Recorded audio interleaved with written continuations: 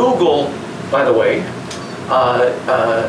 changed its algorithm in May of 2020 to disadvantage Donald Trump and to advantage Joe Biden. Changed its algorithm.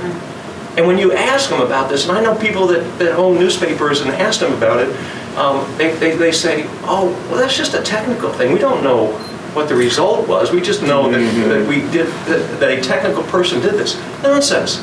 They chose the winner. They can move. The estimates are they move 15 million votes. Because every time you ask for an article on Donald Trump, or every time you Google Donald Trump, and people here obviously Google in a more sophisticated way, but people out there are hearing about Donald Trump and they're wondering, Donald Trump, Hunter Biden.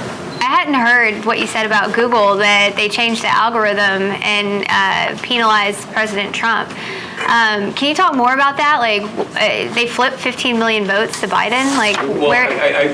What I've heard from sort of the academics on this issue is that by changing the algorithm, you can flip 15 million votes. You can influence 15 million people to move one direction or another in that situation. But that happened. But it absolutely happened. Absolutely, the algorithm happened. So you talk to people, at conservative publications, and what they'll tell you is the day after that algorithm went into effect, their readership went down.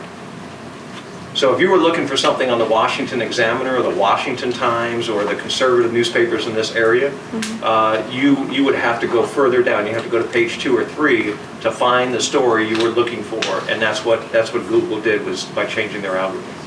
And it absolutely happened. We won't have a congressional investigation on it because the Dems control the House and the Senate, so we can't. There's nothing you can do about it? Nothing we can do about it. Well, we can do something when you give us. How do we win if they can do that every election? Well, because we will win. The people are so upset with boys playing girls sports and critical race theory and all the other things that are going on that we will win the majority, and we will hold hearings on this very issue in 2023.